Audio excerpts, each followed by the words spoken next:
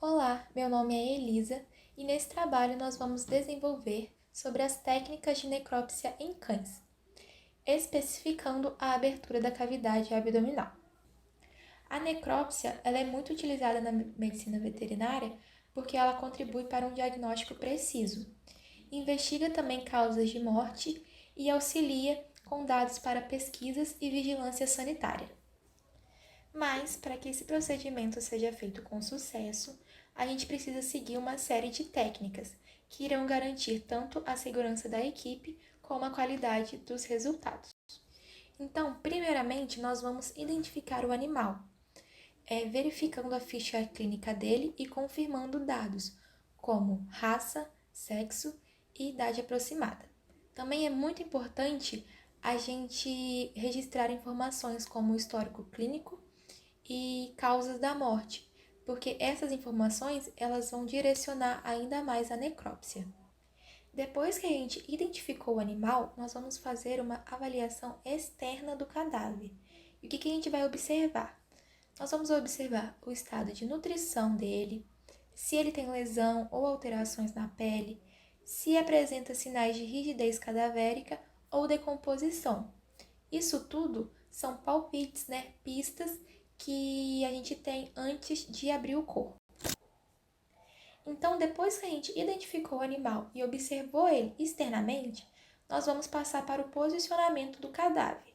Como que deve ser feito? Esse animal ele tem que estar em decúbito dorsal, ou seja, descostas, onde o dorso dele vai estar voltado para baixo e o abdômen para cima. Nós também precisamos fixar os membros do animal. Como que deve ser feito? Os 4 membros eles devem estar amarrados em formato de cruz, onde os membros anteriores vão estar fixados, estendidos próximo à cabeça, cranialmente, e os membros posteriores vão estar estendidos caudamente. Essa fixação ela vai ser feita com auxílio de cordas ou fitas apropriadas. A cabeça ela vai estar voltada para trás, alinhando ali a linha de pescoço e tórax, e todos esses posicionamentos vão auxiliar, além da estabilidade na hora da necrópsia, mas também depois da abertura, para que a gente consiga enxergar totalmente tudo ali certinho. É necessário que a necrópsia ela seja realizada em um ambiente adequado, para garantir a segurança biológica e a qualidade da técnica. Então, um ambiente ideal para realizar essa técnica seria o quê? Em uma sala adequada, bem ventilada, com iluminação, com superfícies lisas, laváveis e fáceis de higienizar. Além disso, a gente também precisa da presença de uma pia ou de um lavatório ali em casos de emergência ou também para a própria higienização. Quanto à biossegurança dos participantes, é obrigatório que todos os envolvidos estejam usando EPIs, equipamento de proteção individual, como por exemplo, máscaras, luvas, proteção para os olhos e aventais impermeáveis. Além disso, o ambiente ele também precisa usar desinfetantes potentes, como o clorito de sódio, e também de ter recipientes para o descarte, todos eles separados por categoria, como por exemplo, lixo orgânico, lixo comum, lixo infectante e lixo cortante ou perfurante. E para realizar a necrópsia, nós vamos precisar de instrumentos, materiais. É muito importante que esses materiais estejam todos muito bem limpos, organizados e que estejam de fácil acesso.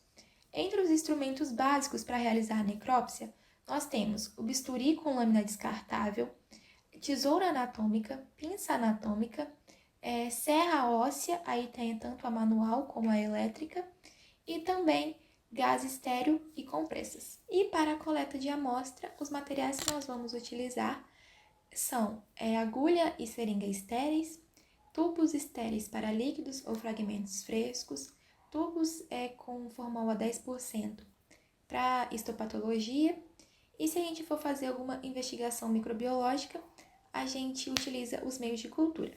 E, se caso houver necessidade de realizar a sutura após a técnica de necrópsia, nós vamos precisar de materiais como fios absorvíveis, como o Vicryl, fios não absorvíveis como o nylon, além de agulha, curva e porta-agulha. Portanto, essas etapas iniciais são indispensáveis para que a necrópsia ocorra de forma segura, organizada e técnica, garantindo que durante a abertura das cavidades a técnica seja feita de forma eficiente e que a gente consiga interpretar todos os achados. Então, com tudo já bem preparado, o animal posicionado e o ambiente adequado, nós podemos iniciar a técnica de necrópsia em cães.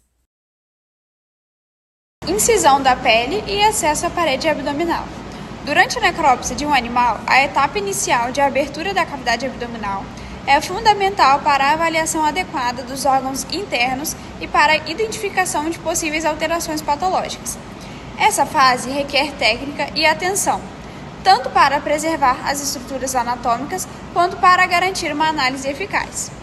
A seguir, vou mostrar detalhadamente os passos necessários para realizar a incisão da pele, a exposição da parede abdominal e o exame inicial do subcutâneo, assim como os órgãos que podem ser visualizados após a abertura da cavidade.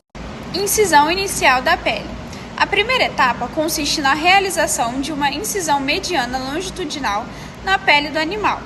Essa incisão deve ser iniciada no mento, que é a parte inferior do queixo, e seguir caudamente em direção à parte posterior do corpo até a região púbica. Para isso, utiliza-se um bisturi afiado e o corte deve atravessar a pele e o tecido subcutâneo, com muito cuidado para não atingir ou danificar os órgãos internos que podem estar em contato com a parede abdominal. É muito importante manter o plano de incisão sempre na linha média do corpo, pois essa região oferece menor resistência muscular, o que facilita o acesso e reduz o risco de cortes acidentais em estruturas importantes. Retração da pele. Após a incisão, a pele deve ser cuidadosamente descolada do tecido subcutâneo. Esse deslocamento pode ser feito com o próprio bisturi, realizando movimentos suaves de raspagem ou com o auxílio de uma tesoura, quando necessário. A separação deve ser realizada de forma bilateral, afastando a pele para os lados, até que toda a parede abdominal fique exposta.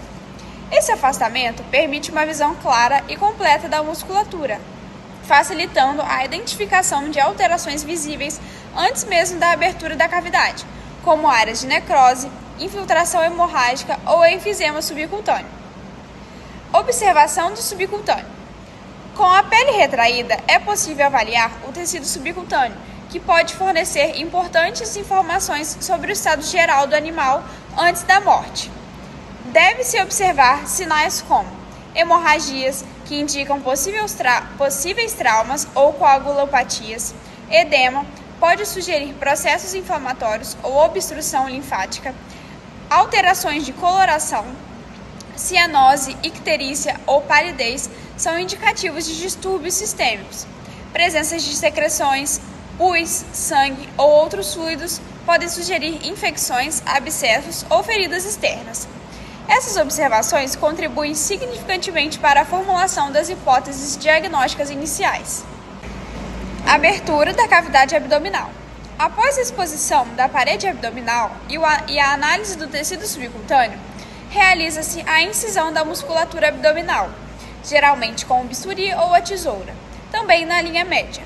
Essa abertura deve ser feita com cuidado, pois há risco de lesar os órgãos internos que podem estar aderidos à parede, principalmente em casos de processos inflamatórios.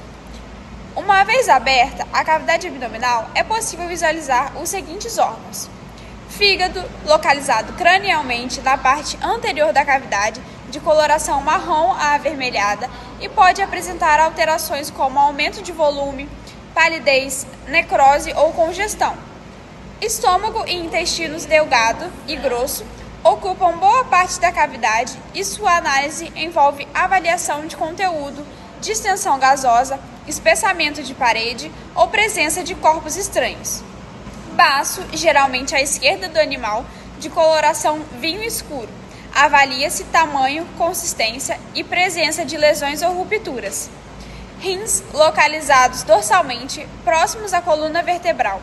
A inspeção inclui coloração, tamanho e presença de lesões ou aderências. Bexiga urinária, visível na parte caudal, especialmente se tiver repleta de urina. Útero e ovários em fêmeas ou testículos intraabdominais em animais criptorquidas. Adrenais e linfonodos abdominais normalmente requerem dissecação mais cuidadosa para serem visualizados. Os pâncreas são localizados entre o duodeno e o estômago, de difícil identificação se não houver experiência. Cada um desses órgãos deve ser cuidadosamente examinado quanto à forma, cor, consistência, presença de lesões, fluidos livres como ascite, aderências e outras alterações que possam identificar doenças infecciosas, inflamatórias, tóxicas, metabólicas ou traumáticas. A correta execução dessa etapa da necrópsia é essencial para garantir um diagnóstico pós-morte eficiente e confiável. A atenção aos detalhes e a sistematização do exame permitem que o profissional indique com maior precisão as possíveis causas da morte ou da enfermidade do animal. Oi pessoal, eu me chamo Nádia Fazolo, né? E nesse vídeo eu vou explicar de forma rápida e direta como é feita a abertura da cavidade abdominal em canídeos, né, durante uma necrópsia e quais os órgãos são observados nessa etapa. Primeiramente, depois da identificação do animal, né, e avaliação externa também, o corpo ele é posicionado em decúbito dorsal, ou seja, com a barriga para cima, e os membros são afastados, né, como as patas dianteiras e as traseiras também, né, e se necessário é feita uma limpeza ali na região abdominal, né, uma rápida limpeza. Começamos, né, fazendo uma incisão na pele, que vai do queixo até o púbis, seguindo a linha média ventral. Depois fazemos o deslocamento da pele lateralmente, né, para expor bem a musculatura da parede abdominal.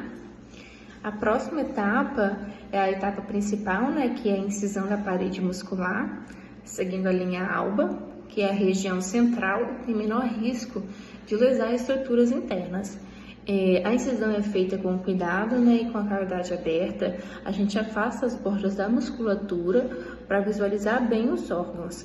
E dentro da cavidade abdominal, nós podemos observar os órgãos como o fígado, o baço, o estômago, intestinos, pâncreas, rins, né, a bexiga e a parte dos órgãos reprodutivos.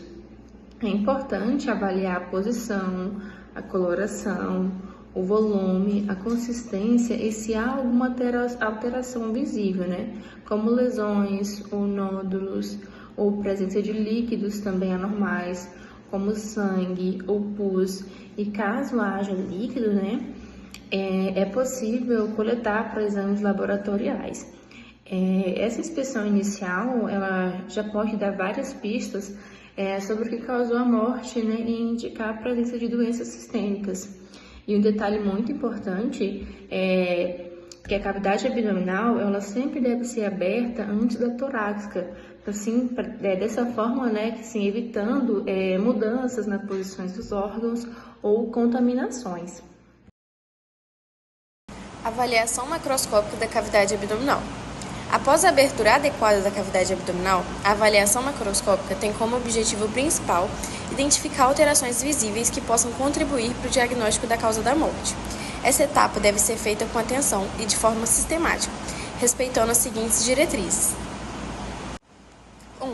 Avaliação de líquidos na cavidade abdominal.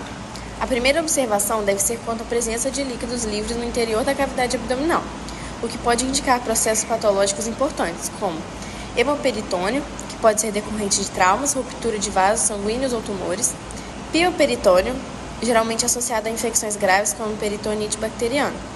Ascite pode ocorrer em casos de insuficiência hepática, neoplasias ou doenças cardíacas, e conteúdo intestinal, que pode indicar perfuração de alças intestinais ou ruptura de outros órgãos outros.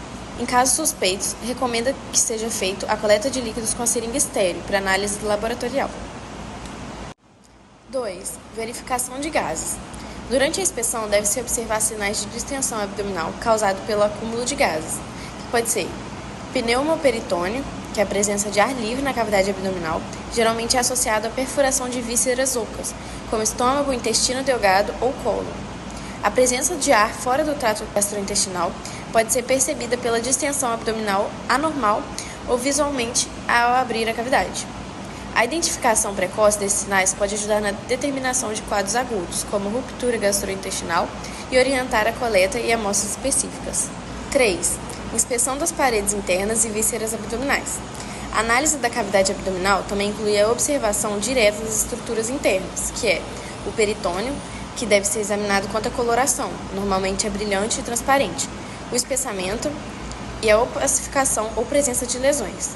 As paredes abdominais internas, que deve-se observar a integridade muscular, presença de hematomas, aderências ou infiltrações, e órgãos presentes na cavidade abdominal, que são estômago, intestino delgado e grosso, fígado, baço, pâncreas, bexiga, rins, que são parcialmente visíveis, útero e vesícula biliar. É fundamental verificar o posicionamento anatômico, se há deslocamento, torções ou herniações.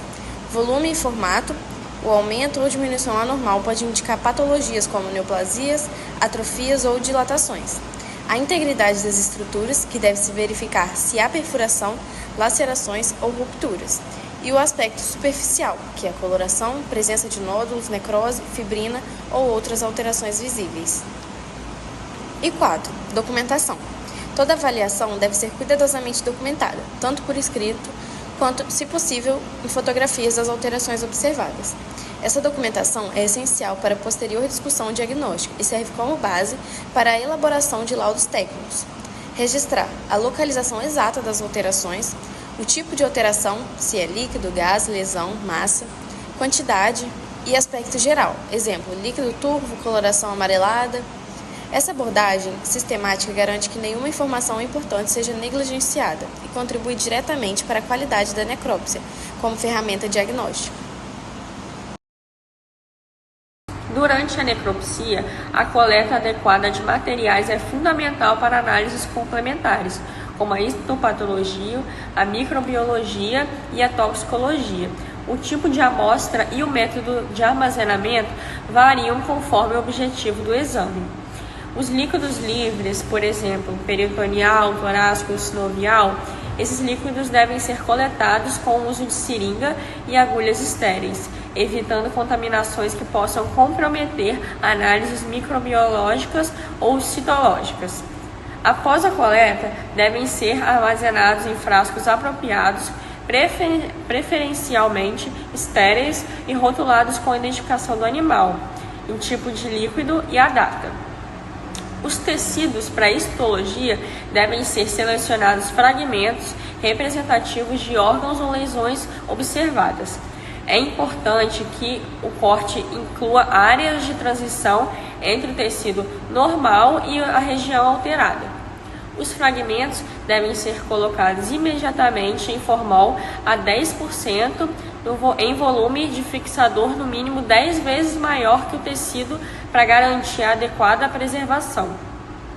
Amostras para cultura microbiológica ou análises toxicológicas, essas amostras exigem cuidado especial. Devem ser colhidas com instrumentos estéreis e armazenadas em meios de transporte específicos, ou então refrigeradas, conforme o tipo de análise. Para a cultura bacteriana, por exemplo, é essencial evitar contato com superfícies contaminadas. Já a lavagem da cavidade torácica ou abdominal pode ser realizada com soro fisiológico estéril, principalmente quando há presença de uma grande quantidade de coágulos, fezes, líquidos purulentos ou outros detritos que possam dificultar a documentação fotográfica ou a visualização de estruturas anatômicas. Essa etapa também contribui para evitar a contaminação cruzada entre diferentes amostras e áreas da cavidade. Já a sutura da cavidade abdominal, após o término do exame necroscópio, é necessário, fundamental, processar ao fechamento adequado do corpo do animal, tanto por questões éticas quanto para controle sanitário e biossegurança. Já na reposição dos tecidos, se durante a necropsia houver deslocamento ou retirada de vísceras para análise, estas devem ser reposicionadas cuidadosamente no interior da cavidade. A sutura da parede abdominal é utilizado fio absorvível. A técnica mais recomendada é a sutura contínua e simples, passando por todas as camadas da parede e também certificando de que a sutura está bem firme, sem tensão excessiva ou falhas. Na sutura da pele, é indicado usar o fio que não é absorvível, tipo nylon. A técnica mais utilizada é a sutura simples interrompida ou a sutura em X, para melhor fixação. É indicado cortar as pontas do fio com espaço adequado para evitar que se soltem. O registro da sutura é feito registrar o tipo do fio, a técnica usada e a aparência final da sutura. Já a limpeza e o descarte lavar os instrumentos, o ambiente com desinfetante e também descartar os resíduos orgânicos como lixo biológico, seguindo a legislação sanitária. O corpo do animal deve ser destinado à cremação, incineração ou estudo técnico, conforme as normas locais.